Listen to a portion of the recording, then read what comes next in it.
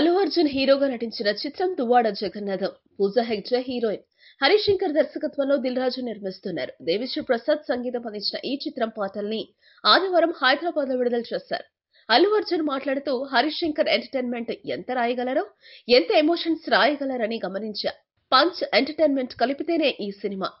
దర్శకుడిగా ఆయనలో చాలా కోణాలున్నాయి. దేవిశ్రీ ప్రసాద్ తో చేసే ప్రతి సినిమా నన్ను మరింతగా జనాల్లోకి తీసుకెళ్తుంది. అమ్మాయిల్లో నవ్వు, డిగ్నిటీ అంటే నాకు చాలా ఇష్టం.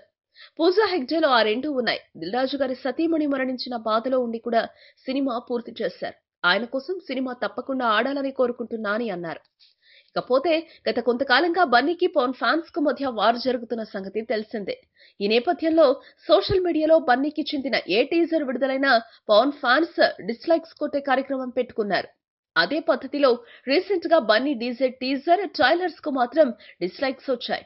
బన్నీ ఇమేజ్ ను దెబ్బతీసేందుకే పవన్ ఫ్యాన్స్ డిస్లైక్ కొట్టారని బన్నీ ఫ్యాన్స్ అంటున్నారు.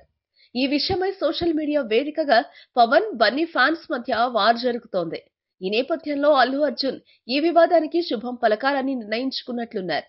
ఇక్కడ మెగా హీరోలు అంటే చిరంజీవి, పవర్ స్టార్ సాయి తేజ్, నేను అందరం ఉంటామని.